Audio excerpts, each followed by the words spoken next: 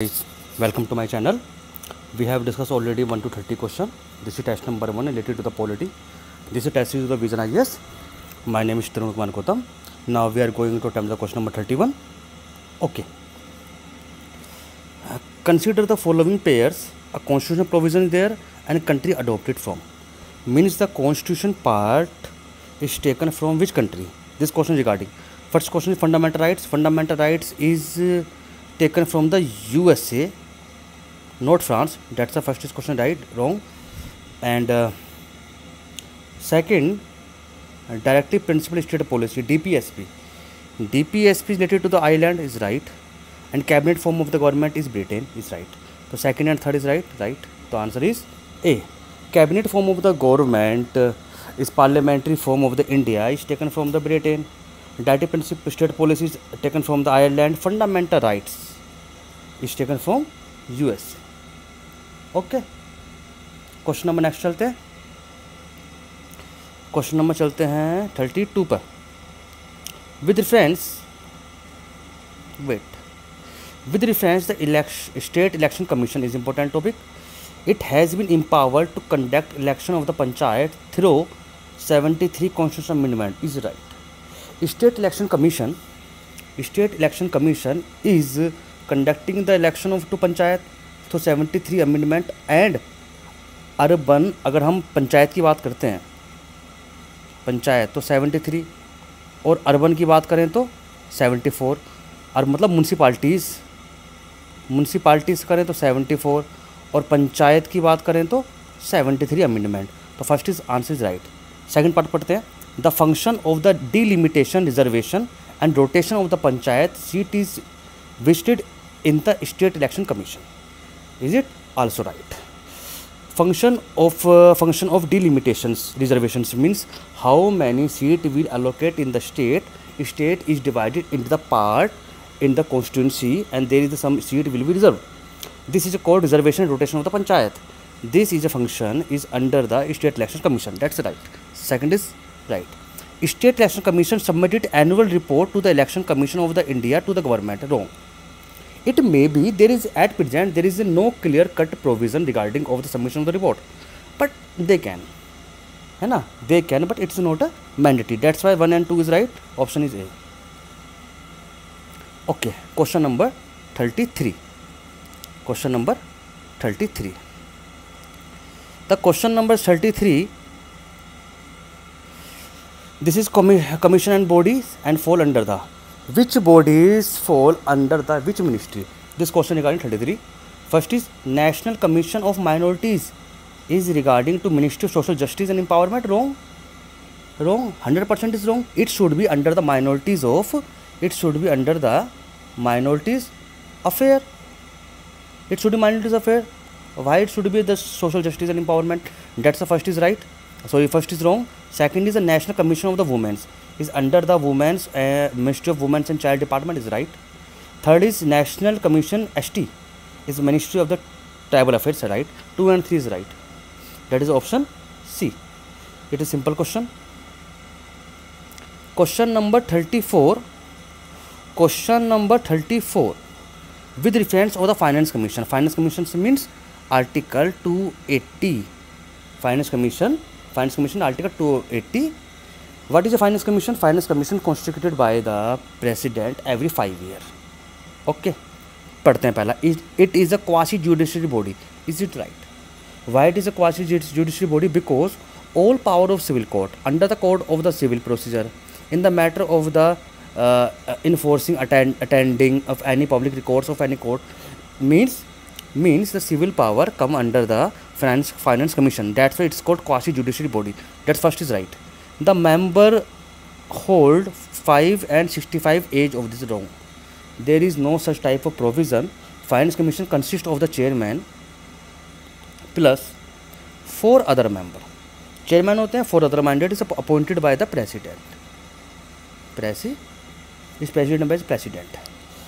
चलिए थर्ड पढ़ते हैं. The members are eligible for the reappointment. The members are eligible for the reappointment is right. The answer is 1 and 3. The option is C. The member of the eligible for the reappointment is right. First thing, finance commission of the chairman, इसके अंदर क्या होता है, chairman होता है, 4 हमारे पास members होते हैं, they are also appointed by the president. Okay 33 हो गया हमारे पास क्वेश्चन। 35 पे चलते हैं। Recently, this is very good question, recently Airtel payment bank is awarded the schedule bank. What is a schedule bank? What is a schedule bank? First thing is schedule bank in the India refer to those bank which are including in second schedule of RBI Act 1934। RBI का act है 1934, उसके अंदर second schedule है। Second schedule के अंदर इसकी definition दी हुई is right. The recently Airtel bank awarded the second schedule bank by the RBI। पहले पढ़ते हैं। Every scheduled bank is eligible to the member of the clearing house is right. Every scheduled bank enjoys the two type of the principal facilities. They are eligible for the debit loan, the bank rate from the RBI. If any bank is get the awarded the status of the scheduled bank, they are eligible for debit and loan at the bank rate from the RBI. That's why first is right. And also second function is also they automatically acquire the membership of the clearing house. That's why first is right. Second पढ़ते हैं। Before getting the scheduled bank status, it was a payment bank. What is a payment bank? What is a payment bank?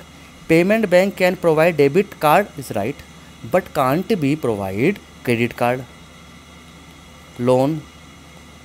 If they are getting the status of the payment bank, it means they can't given credit, loan, but they provide debit card and ATM. Okay, तो second is right. Third पढ़ते हैं। Paytm payment bank deposit the limit of rupees 1 lakh पर person, गलत है। It's limit is 2 lakh पर person, 2 lakh पर person. तो 35 the answer is 1 and 2। Option is 1 and 2 हो गया। थर्ड मार्क गलत हो गया क्योंकि यहाँ पर 2 लाख रुपीज़ पर पर्सन है। ठीक है, चलिए क्वेश्चन नंबर 36 पे चलते हैं हम। India has been using constitution at the basic framework with in which of the governor operates. Which of the following is a not necessary reason for it. Judiciary and political practice have the show flexibility in the implementation of the constitution which is right. The basic framework of the constitution in our country is also right. The constitution make very far straight and providing solution of the many solution right. The constitution of a rigid is a scattered document, cannot be changed. Right? Wrong. Our document, scattered document, but may require changes from time to time, and this is not static. Not static document. It may be changeable. You know very well. That's why the answer is 4. The option is D. चलते हैं question number 36 चलते हैं। 36 हो गया। 37 में चलते हैं। Which of the following is not eligible for the further officer writing the central state? इनमें से ऐसा कौन है जो आगे फर्दर अपॉइंटमेंट नहीं कर सकता? CAG is right. CAG have no power. CAG is provided with the security of the tenure. He is not eligible for the further office under the government of India of any state. Okay, first is right. Attorney General of the India, wrong. Attorney General of India is a not full-time counsel of the government. It is not debarred from private legal practice. He can do. तो Attorney General कर सकता है। Member of the UPSC, member of UPSC can go for chairman of the UPSC, है ना? But chairman of the UPSC is not eligible for the further appointment in any companies. But member is eligible. Member is eligible is okay, but chairman is not okay. The chairman of the UPSC is not eligible for further employment in any government of India or state, but member of the UPSC is eligible for the appointment of the chairman of the UPSC or State Public Service Commission, but not other employment in government of India. Means UPSC के जो member हैं वो chairman के लिए apply कर सकते हैं और स्टेट पब्लिक सर्विस कमीशन के लिए अप्लाई कर सकते हैं, किसी और जॉब के लिए नहीं कर सकते। ठीक है, तो उसका आंसर हुआ 1 and 3। तो इसका आंसर कौन सा हो गया हमारे पास? देखा 37 का हो गया हमारे पास। Member of the UPSC, member इसमें क्या लिखा है, इज़ नॉट एलिजिबल। तो बस हमारे पास कौन सा हो गया? ए आंसर आ गया, बी आंसर आ गया इसके अंदर।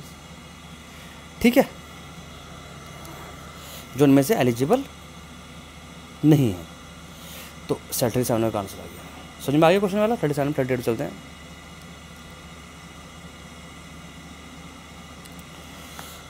38 which of the following function performed by the national commission of the scheduled tribes to suggest the measure to taken the conferring the ownership in the respect of the minor forest is right, to inquiry specific complaint with respect to the deprivation of the right of the ST is also right, to suggest the measure to taken the full member implementation provision of the panchayat extension schedule bank account 1996 is right. The answer is D.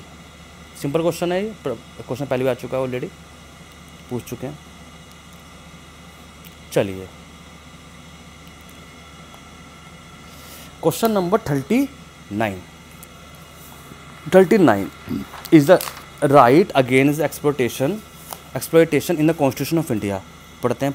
पहली बात तो right of exploitation of right of the exploitation against exploitation हमारे पास जो article है वो हमारे पास जो है वो है 23 और 24, दो ही तो आर्टिकल है हमारे पास। 23 क्या कहता है? Prohibition of the trafficking in the human beings is forced labour, जैसे article number 23। And prohibition of the employment of child in factories है 24, तो ये भी है। But first the protection against the right of detention is article number 21 which is not under the right against exploitation. तो answer is 2 and 3 option C. Okay चलिए question number चलते हैं हम इसके अंदर 40 पे। विच of the following statement correct regarding of the Indian independent act 1947? It provide that India can alter any law made by the British in relationship to the India, including the Independent 1947 itself is right. It abolished the office of the Governor General. No, it abolished the office of the Viceroy, not Governor General. That's why second is wrong. Third, though it declared India is independent, right? It did not proclaim the lapse. No, it proclaimed the lapse of British prominence over the Indian princely state. Okay, princely state, and granted the freedom to the princely state to either to join two independent state, one Pakistan or independent or remain independent. That's why first and third is right. The option is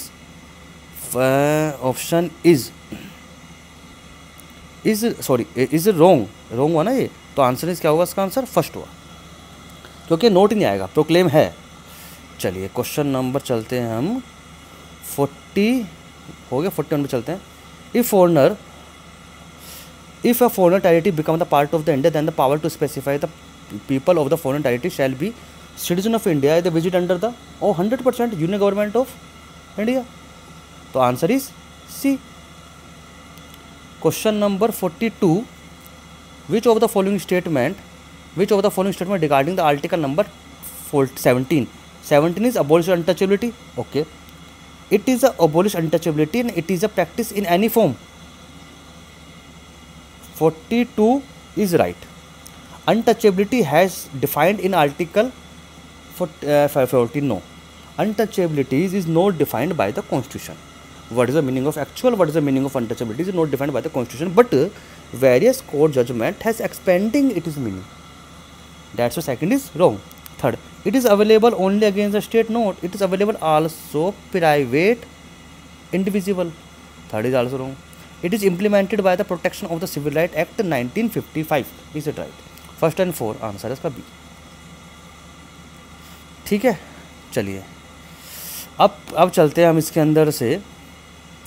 darken genome is often was seeing in the news. What is the meaning of those region of the DNA of which we have minimum knowledge and those biological functions are not known much. First this thing, okay, that is the answer. वो DNA का part we have a minimum knowledge and we are not aware about the function of it. That's called the dark genome. Dark means the information is not right to update. Question number 44. State Public Service Commission. It's very important. One half of the members of the commission should be person of SC ST OBC. No, half members should be from government of India. मतलब उनको government job में होनी चाहिए, half state. Second, member of the public service commission can be removed by the governor. No, it removed by the president. Neither 1 and 2. the member of the public service state public service commission is removed by the president, not by the governor. हालांकि all through the chairman and member of the public service commission are appointed by the governor. They can but they can removed only by the president, not by the governor. That is a very special case. Okay, और कम होता question number 45. चलिए, which of the following committee accepted the language, किन किन ने एक language accept की थी for criteria to recognization of the state. Dhar commission not accepted, JPV not accepted, Fazal Ali commission accepted that the language should be criteria for recognization of the state. That's answer is C. Question number 46. The chairperson of the human Right Commission and State Human Rights Commissions are appointed by the President of India. Wrong.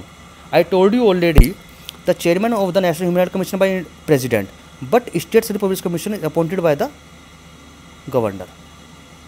It appointed by the Governor. That's why 46 answer is wrong. Only President of the India can remove the chairperson. बिल्कुल right. मैंने बताया कि इनके president को दोनों को, चाहे NHRC हो चाहे state for health state human public service commission हो, इसको दोनों को हटा कौन सकता है? सिर्फ ओनली प्रेसिडेंट हटा सकता है. नेशनल ह्यूमन राइट कमीशन और स्टेट ह्यूमन राइट कमीशन के जो चेयरमैन हैं इनको सिर्फ they can be remove only by the president. But state human right commission के जो चेयरमैन है they are appointed by the governor. That's why second is right. Question number 47. A religious denomination must satisfy which of the following necessary condition to order to exercise freedom to manage the article number 26. A group of the individual with a system of the beliefs right. A group of the common organization is also right. A collecting has a distinct name. A distinct name is also right. The group of the religion text its own. No. The leader who preaches the distinct religion. No. The answer is A.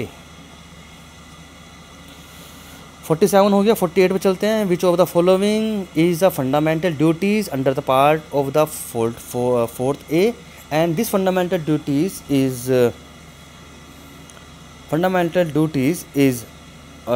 Taken on the recommendation by the Swaran Singh committee.